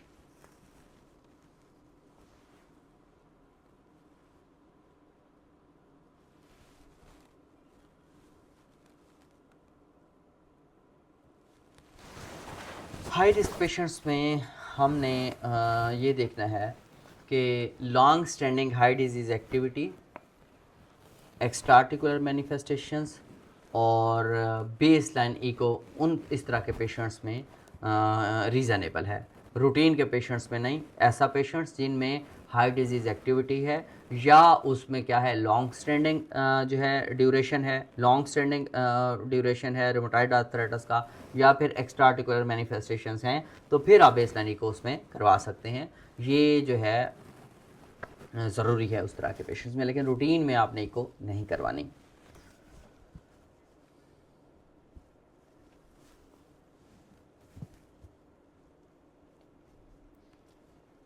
नेक्स्ट है जी सीवी रिस्क की आपने स्क्रीनिंग कैसे करनी है। सीवी स्क्रीनिंग शेड्यूल बेसिकली आपने किस तरह से इसको लेके जाना है, इस पर हम डिस्कशन करते हैं। यूएलआर की 22 की रिकमेंडेशंस को हम जो है सीवी रिस्क मैनेजमेंट रिकमेंडेशंस को हम फॉलो कर रहे हैं। तो यूएलआर की मैनेजमेंट रिकमेंडेशंस के मुताबिक रूमेटाइड आर्थराइटिस के पेशेंट्स में सीवी रिस्क असेसमेंट जो है वो आपने एनुअली करनी है। इस तरह के पेशेंट्स में आपने बीपी ब्लड प्रेशर हर विज़िट पे आपने उस पेशेंट्स का करना है और आपने लिपिड प्रोफाइल वो भी आपने ईयरली करनी है। फास्टिंग ग्लूकोज कर लें या HbA1c वो भी आपने ईयरली करनी है, चाहे कोई हिस्ट्री नहीं है डायबिटीज़ की फिर भी करनी है।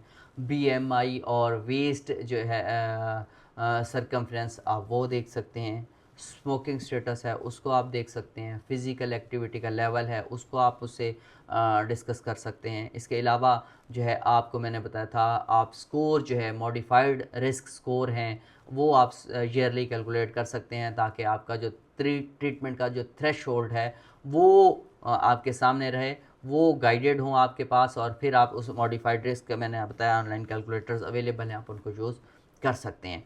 ये सारी चीज़ें कोई बहुत ज़्यादा कॉस्टली नहीं, पाकिस्तान में ये स्क्रीनिंग पॉसिबल है, एक्सेसिबल है, अफोर्डेबल है। आप बीपी मेजर करें, ग्लूकोज देखें, लिपिड प्रोफाइल देखें, ये सारी बेसिक लैब्स हैं जो हर जगह अवेलेबल हैं। तो आप इस तरह के पेशेंट्स में आप पेशेंट्स को रिकमेंड कर सकते हैं। तो यहाँ तक जो है हमारा सीवी रिस्क की जो चीज़ें थी हमने वो डिस्कस की हैं। अब हम एक केस स्टडी डिस्कस करते हैं जी।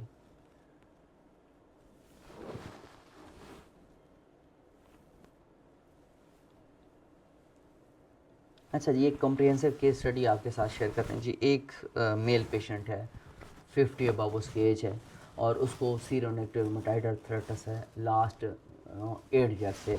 वो MTX ले रहा है 15 mg और साथ में वो क्या ले रहा है, HSZ ले रहा है, सल्फासेलाजीन ले रहा है, 2 ग्राम डेली पर है, और उसका डेस 28 जो है 4.8 है, यानी कि मॉडरेट डिजीज़ एक्टिविटी है। इसमें क्या है, उसको हिस्ट्री में देखें तो वो स्मोकर है, वो 20 सिगरेट पीता है डेली, उसका BP 145 है, उसकी फास्टिंग ग्लूकोज 130 है, 126 है, यानी कि बॉर्डर लाइन पे है, और उसका BMI 28 है, और लिपिड पैनल में देखें तो टोटल कोलेस्ट्रोल उसका लेस दैन 200 है, LDL जो है 120 है, HDL जो है वो 30 है, और ट्राइग्लिसराइड रेज्ड है 180 है, CRP उसका रेज्ड है 27 है, कोई कार्डिक सिम्टम्स नहीं है और कोई कार्डिक हिस्ट्री नहीं है। इसका आपने CV रिस्क को असेस करना है। अब इसको वन बाय वन हम जो है वो देखेंगे चीज़ों को कि ट्रेडिशनल रिस्क फैक्टर्स की बात करते हैं तो ट्रेडिशनल रिस्क फैक्टर है स्मोकिंग और हाइपरटेंशन और बॉर्डर लाइन डायबिटीज़, 3 हमारे पास जो है ये ट्रेडिशनल रिस्क फैक्टर। और मेल होना भी एक जो है वो भी एक रिस्क फैक्टर है। एज भी 52 है, और HDL लो हैं, और एलिवेटेड जो है ट्राइग्लिसराइड्स हैं। ये चीज़ें हमारे सामने आ गई। तो इसके अगर हम स्कोर कैलकुलेट करते हैं, इसका जी हमने जो स्कोर कैलकुलेट किया है, कैलकुलेटेड स्कोर बता रहा हूँ, ESC हमने कैलकुलेटर को जो ESC हमने कैलकुलेट किया, ये 10 ईयर से CV रिस्क इसका तकरीबन 8% है, और स्टैंडर्ड फार्मूला से हमने ये यूज़ किया है। स्टैंडर्ड फार्मूला से इस पे मल्टीप्लिकेशन फैक्टर लगाना है, 8 उसका आया है, CV रिस्क आया है, और मल्टीप्लिकेशन फैक्टर लगाएंगे तो ये तकरीबन 12% बनता है, यानी ये हाई रिस्क कैटेगरी में आता है। अब इस पेशेंट में मैनेजमेंट प्लान क्या होगा? मैनेजमेंट प्लान को अगर हम बात करते हैं तो RA डिजीज़ एक्टिविटी उसको सबसे पहले कंट्रोल करने, क्योंकि डेस 28 4.8 है और टारगेट नहीं मिला, रिमिशन नहीं है और लो डिजीज एक्टिविटी भी नहीं है। ट्रीट टू टारगेट के तहत आपने बायोलॉजिक्स आपने ऐड करना है। क्यों? क्योंकि इतने ईयर से उसको कॉम्बिनेशन थेरापी पे वो लो डिजीज एक्टिविटी नहीं कर पाया, तो बायोलॉजिक की तरफ जाएंगे। TNF इनिबिटर्स जो आप इसमें प्रेफर कर सकते हैं, क्योंकि CV रिस्क हाई है, और टोफासिटानेब या जैक इनिबिटर दूसरे जो है आप उससे अवॉइड कर सकते हैं। इसमें आप जैक इनिबिटर की बजाय TNF इनिबिटर की तरफ जा सकते हैं। इसमें दूसरा क्या, आप उसकी लाइफस्टाइल मॉडिफिकेशन में उसमें स्मोकिंग के वो आप कह सकते हैं उसको क्विट कर दे। ये बहुत ज़्यादा ज़रूरी है, मैंडेटरी है, और हर विजिट पर आपने उसको कंसल्ट भी करना है और डॉक्यूमेंट भी करना है। इसके अलावा क्या करते हैं, आप उसको कह सकते हैं कि अगर वो पेशेंट इस तरह के हैं कि उनमें फिर निकोटीन रिप्लेसमेंट थेरेपी या इस तरह की काउंसलिंग वो कोई सेशन ले सकता है, जिस तरह से भी मैंने कहा, लेकिन उसको स्मोकिंग जो है वो रोकनी होगी। हाइपरटेंशन की बात करते हैं तो हम हाइपरटेंशन है तो हम AC इनिबिटर जो है वो एस इनिबिटर यूज़ कर सकते हैं। इसमें आप एस इनिबिटर में जो रेमिप्रिल आप यूज़ करवाएं। डायबिटीज़ की बात करते हैं तो बॉर्डर लाइन है डायबिटीज़, तो आप क्या कर सकते हैं, डाइट काउंसलिंग कर सकते हैं। साथ में पेशेंट को कह सकते हैं वो एक्सरसाइज करे, या फिर आप मेटफॉर्मन जो है उस पर जो गौर कर सकते हैं। मेटफॉर्मन आप उसको देना चाहें तो मेटफॉर्मन दी जा सकती है।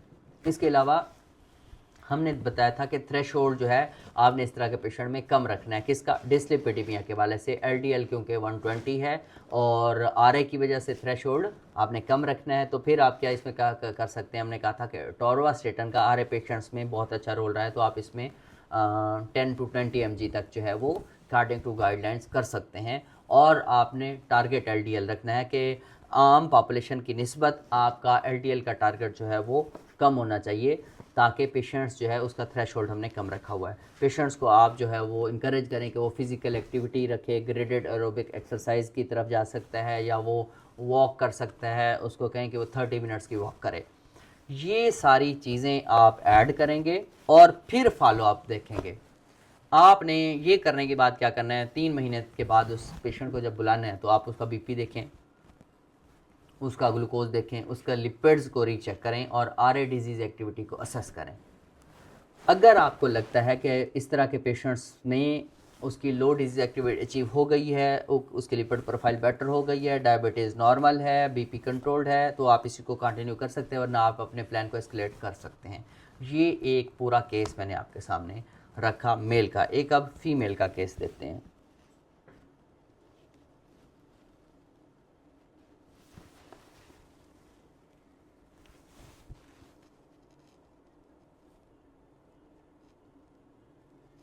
अच्छा, एक जी 60 ईयर की फ़ीमेल है, वो उसको आ रहे हैं लास्ट 12 ईयर से, वो बायोलॉजिक्स ले रही है, एडेलीमुमैब ले रही है और साथ में एमटीएक्स ले रही है और उसका डैश 28 जो है वो 2.2 है, यानी वो पेशेंट रिमिशन पर है। लेकिन उस पेशेंट ने ये बताया है कि उसको लास्ट मंथ जो है उसको चेस्ट में पेन हुआ और यूँ ही उसने रेस्ट किया तो ठीक हो गया। इकोकार्डियोग्राफी कराई तो उसको माइल्ड डायस्टोलिक डिसफंक्शन है, उसका लिपिड पैनल में कोलेस्ट्रॉल हाई है, उसका कोलेस्ट्रॉल 220 है, उसका एलडीएल जो है वो 140 है, जो कि पहले था इससे भी रेस था, अब बायोलॉजिक से उसका जो है वो एलडीएल कम हुआ, यानी कि ट्रीटमेंट से कोलेस्ट्रॉल उसका कम हुआ। ये कैसे कम हुआ? पहले था जी 160 और अब हो गया 140। तो ये क्या हुआ? एडेलीमुमैब को ऐड करने से किस तरह क्यों कम हुआ? ये लिपिड पैराडॉक्स है, ये आपने माइंड में रखना है, ठीक है। तो इस पेशेंट में क्या है, ये साइलेंट एमआई है। आप इस पर क्या कर सकते हैं, आप ईसीजी करवाएं इस पेशेंट की और इसके ट्रॉप के लेवल चेक कर सकते हैं। पेशेंट में देखें कि अगर ट्रॉप का लेवल आपने देखा है, ईसीजी देखी है, अगर ये आपको साइलेंट एमआई कंफर्म होता है तो फिर आप कार्डियोलॉजिस्ट को रेफ़र कर दें, कार्डियोलॉजिस्ट को रेफ़र करें और पेशेंट की काउंसलिंग करें। ये पेशेंट क्या है, अब इसके लिए आप सेकेंडरी प्रिवेंशन के लिए आप एस्पिरिन यहाँ पे ऐड कर सकते हैं, इसमें आप टॉर्बा भी 40 mg ऐड कर सकते हैं, एसी इनहिबिटर्स जो है उनको भी आप ऐड कर सकते हैं। लेकिन इसमें आपने ट्रीटमेंट में ज़्यादा अपनी तब्दीली नहीं करनी। पेशेंट रिमिशन में है, एडेलीमुमैब जो है आप उसको कंटिन्यू करेंगे क्योंकि डिजीज़ तो कंट्रोल में है और इन्फ्लेमेशन कम होने की वजह से सीवी प्रोटेक्शन मिल रही है पेशेंट को, उसका जो है वो भी एलडीएल भी कम हुआ है। लिपिड पैराडॉक्स को मैंने आपको समझाने की कोशिश की है। यहाँ पर मैं एक और चीज़ बता दूँ कि एक चीज़ जो आपने सीरियस लेनी है टीचिंग पॉइंट ऑफ व्यू से, ये क्लिनिकल पॉइंट ऑफ व्यू से मैं आपको बताऊंगा इस केस में। ये जो हमने फीमेल आरए के पेशेंट में चेस्ट सिम्टम्स को आपने सीरियस लेना है और साइलेंट एमआई को थ्रेशोल्ड उसमें आपने कम रखना है। क्यों? क्योंकि आरए जो पेशेंट्स हैं उनमें सिम्टम्स को, आरए जो है वो बेसिकली पेशेंट्स में के सिम्टम्स को मिनिमाइज़ कर रहा होता है और इससे क्या होता है, ऑटोनोमिक डिसफंक्शन से टिपिकल जो सिम्टम्स हैं वो एब्सेंट हो सकते हैं। इसलिए आपने कभी भी ये नहीं करना कि आपको लगे कि एमआई के कोई उसको सिम्टम्स आ रहे हैं तो आप उसको इग्नोर करें, नहीं, आपने उसमें थ्रेशोल्ड को कम रखना है। क्यों? ऑटोनोमिक डिसफंक्शन की वजह से क्या हो सकता है, टिपिकल जो सिम्टम्स हैं वो बाज़ औक़ात कम हो सकते हैं या इवन एब्सेंट हो सकते हैं। ये चीज़ें आपने माइंड में रखनी है। ये दो केसेस हमने आपके साथ डिस्कस की और समझाने की कोशिश की कि आपने सीवी रिस्क को किस तरह से मैनेज करना है।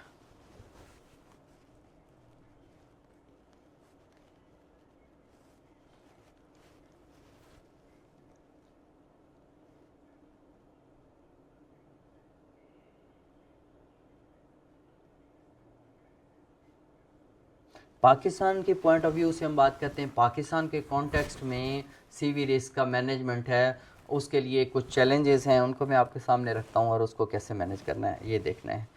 क्या चैलेंजेस हैं? ये एक तो ये चैलेंज है कि रूमेटॉइड आर्थराइटिस के पेशेंट्स जो हैं वो क्योंकि एक तो डायग्नोज लेट होते हैं, दूसरा उसके बाद क्या करते हैं, वो मल्टीपल डॉक्टर से मिल रहे होते हैं, रूमेटोलॉजिस्ट से भी मिल रहे होते हैं, वो जनरल प्रैक्टिशनर से भी मिल रहे होते हैं, वो कार्डियोलॉजिस्ट को भी कंसल्ट कर रहे होते हैं और कोऑर्डिनेशन क्या होती है, कम होती है और हर डॉक्टर अपना ट्रीटमेंट जो है वो स्टार्ट कर देता है। और अक्सर औक़ात हम देखते हैं कि वो ये होगा कि जो ही पेशेंट कार्डियोलॉजिस्ट के पास गया तो वो आपकी मेडिसिन को फौरी तौर पर तब्दील कर देगा।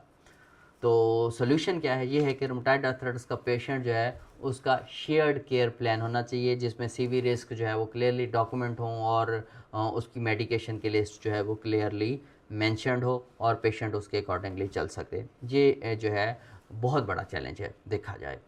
एक और चैलेंज है, वो क्या है, एनसेड्स का ओवर यूज़ है। एनसेड्स का ओवर यूज़ पाकिस्तान में, एनसेड्स जो है वो क्योंकि बगैर प्रिस्क्रिप्शन के ही पेशेंट जो है वो इजीली अवेलेबल हैं और आरए का पेशेंट उसको जब भी पेन होता है वो जाके खुद ले लेता है, तो उसकी वजह से वो सीवी रिस्क उस पेशेंट को जो है वो बढ़ सकता है। तो आप इस तरह के पेशेंट्स को जो है वो काउंसल करें और सीवी रिस्क उसको समझाएं। इसके अलावा आप कह सकते हैं स्टेटन एडहेरेंस। स्टेटन एडहेरेंस के हवाले से मैं ये कहूँ कि जो पेशेंट्स होते हैं वो स्टेटन को ज़रूरी नहीं समझते। वो कहते हैं जी डॉक्टर साहब मेरा कोलेस्ट्रॉल लेवल तो नॉर्मल है, मैं स्टेटन आपने मुझे क्यों लिखे हैं, ये कोलेस्ट्रॉल की दवाई मैं खाई नहीं है, मैंने तो 3 दिन ली थी, उसके बाद मैंने छोड़ दी थी। ये होता है। आपने उस पेशेंट को आपने एजुकेट करना है, उसको एजुकेशन दें कि जो स्टेटन है वो साइलेंट प्रोटेक्शन दे रहे हैं, आपकी गंठिया को भी कुछ ना कुछ एंटी इन्फ्लेमेटिव इफेक्ट दे रहे हैं और आपके दिल को प्रोटेक्शन दे रहे हैं।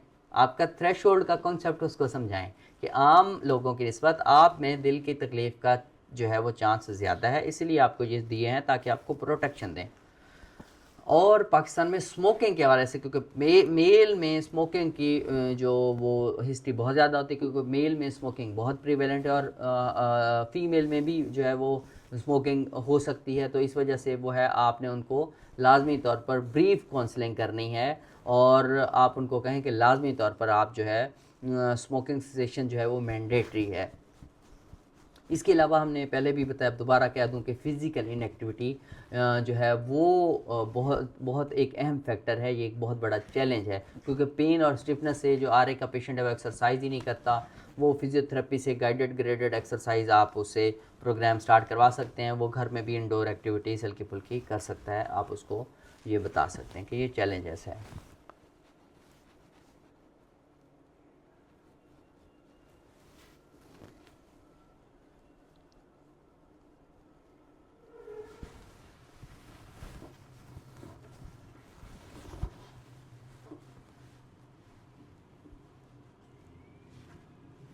कॉमन पिटफॉल्स अब हम डिस्कस करते हैं, हमारा तकरीबन लेक्चर एंड हो चुका। कॉमन पिटफॉल्स का मैं आपको समरी बताता हूँ कि रिस्क फैक्टर जो है सबसे इम्पोर्टेंट है रूमेटॉइड आर्थराइटिस के पेशेंट्स में जॉइंट को ट्रीट करना और सीवियर रिस्क को इग्नोर करना, ये बहुत बड़ा कॉमन पिटफॉल है, आपने इससे बचना है। दूसरा क्या है, लिपिड पैराडॉक्स को गलत समझना और लो कोलेस्ट्रॉल को रीएश्योरिंग समझना। लिपिड पैराडॉक्स मैंने बहुत तफसील से समझाया, स्पेशली मैंने आपको बताया टोसिलिजुमाब के सिनेरियो में और जैक इनहिबिटर्स में लिपिड पैराडॉक्स को आपने याद रखना है। तीसरा मैं दोबारा कह देता हूँ डिटेल से कि टोसिलिजुमाब को और जैक इनहिबिटर पर कोलेस्ट्रॉल बढ़ जाए तो आपने ड्रग बंद नहीं करनी, ये भी एक कॉमन पिटफॉल है, ड्रग बंद करना कॉमन पिटफॉल है। नेट सीवी रिस्क को असेस करें और स्टेटन थेरेपी दें। इसके अलावा जो additional traditional risk CV risk score हैं उसको सिर्फ आपने मल्टीप्लिकेशन फैक्टर के बगैर यूज़ करना भी एक कॉमन पिटफॉल है, आपने उसको मल्टीप्लाई करना 1.5 से। इसके अलावा एक और कॉमन पिटफॉल है स्टीरॉयड, ग्लूकोकॉर्टिकॉइड्स को इनडेफिनेटली कंटिन्यू रखना और उनके साथ सीवी साइड इफ़ेक्ट्स को इग्नोर करना, ये भी कॉमन पिटफॉल है। एनसिड्स का यूज़ जो है वो भी जो है वो क्रोनिक बेसिस पर देना, उसको वो भी इस्टेब्लिश सीवी डिजीज़ के लिए वाले पेशेंट्स में कंटिन्यू करना, वो भी एक कॉमन पिटफॉल है।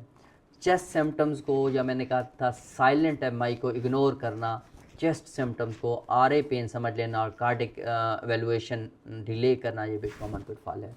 बीपी हर विजिट पर मुहैया ना करना भी कॉमन पिटफॉल है। स्मोकिंग सेशन जो है हर विजिट पर फोकस ना करना भी कॉमन पिटफॉल है। इसके अलावा आप कह सकते हैं कि स्टेटन का थ्रेशोल्ड जो है वो जनरल पॉपुलेशन के मुकाबले में जो है वो उसके बराबर रखना या उसे कम ना रखना भी रूमेटॉइड आर्थराइटिस के पेशेंट्स में जो है ये एक कॉमन पिटफॉल है। आप कम थ्रेशोल्ड पर भी रूमेटॉइड आर्थराइटिस पेशेंट स्टेटन शुरू करें। यहाँ तक आज का हमारा लेक्चर था। समरी के बारे में मैं बता दूं, अब समराइज़ करते हैं सारे लेक्चर को, कि रूमेटॉइड आर्थराइटिस पेशेंट में कार्डियोवैस्कुलर डिजीज़ेज़ जो हैं मोर्टेलिटी की सबसे बड़ी काज है और सीवी रिस्क जो है वो जनरल पॉपुलेशन से मैंने बताया कि 1.5 से 2 टाइम्स ज़्यादा होता है। कार्डियोवैस्कुलर डिजीज मोर्टेलिटी की सबसे बड़ी काज है, सीवी रिस्क जनरल पॉपुलेशन से 1.5 से 2 टाइम्स ज़्यादा होता है। इसके अलावा क्या होता है, chronic systemic inflammation, endothelial dysfunction और उसके अलावा एक्सीलरेटेड एथेरोस्क्लेरोसिस हो गया, डिसफंक्शनल लिपिड हो गया, ये सारे मिलकर सीवी रिस्क को बढ़ाते हैं। इसके अलावा हमने डिस्कस किया लिपिड पैराडॉक्स को। लिपिड पैराडॉक्स में एक्टिव आर ए का जो पेशेंट है उसमें कोलेस्ट्रॉल लो होता है, लेकिन आप कह सकते हैं क्वालिटेटिवली एथेरोजेनिक होता है। तो इसमें आप specialised heart profile with apolipoprotein A one B high sensitive CRP ये भी देख सकते हैं अगर आप देखना चाहें तो इस तरह के पेशेंट में। और हमने किसको फॉलो किया, यूलार की 22 की management CV risk management recommendations को फॉलो किया और उसके मुताबिक क्या होना चाहिए, ट्रेडिशनल रिस्क स्कोर्स में आपने 1.5 की मल्टीप्लिकेशन फैक्टर यूज़ करनी है और आरे पेशेंट्स में सीवी रिस्क को ईयरली आपने असेस करना है। डिजीज़ एक्टिविटी कंट्रोल करेंगे, सबसे अहम है सीवी प्रोटेक्टिव इंटरवेंशन के लिए। अगर आप डिजीज एक्टिविटी कंट्रोल करेंगे तो सीवी प्रोडक्शन जो है इनडायरेक्टली होती रहेगी। इसके अलावा हमने बात की थी एमटीएक्स और एचसीक्यू का बहुत इंपॉर्टेंट रोल है, कार्डियो प्रोटेक्टिव है दोनों, एमटीएक्स भी एचसीक्यू का डायबिटीज़ प्रोटेक्शन डायबिटीज़ कंट्रोल में भी, ग्लाइसेमिक कंट्रोल में बहुत अच्छा रोल है, ये भी हमने बात की थी। स्टेटन थेरापी का थ्रेशोल्ड आपने आर के पेशेंट में कम रखना है और हाइपरटेंशन में या डायबिटीज़ में, स्मोकिंग में, इस तरह के पेशेंट्स में आपने स्टेटन ऐड भी करने हैं और इनको हाइपरटेंशन को, डायबिटीज़ को, स्मोकिंग के हवाले से आपने काउंसलिंग भी करनी है और एग्रेसिवली मैनेज भी करना है। एनसेड से जहां तक पॉसिबल हो आपने अवॉइड करना है। और हमने कॉक्स इनहिबिटर के बारे में बात की, डिक्लोफेनेक के बारे में बात की, नेप्रोक्सन जो है वो रिलेटिवली सेफ़ है। तो यहाँ तक आज का हमारा लेक्चर था। नेक्स्ट लेक्चर में हम मज़ीद कुछ डिस्कशन करेंगे। उम्मीद करता हूँ आज का लेक्चर आपकी क्लिनिकल प्रैक्टिस में और एग्जामिनेशन पॉइंट ऑफ व्यू से बहुत ज़्यादा हेल्पफुल रहेगा। दुआ में याद रखिए। Thanks so much.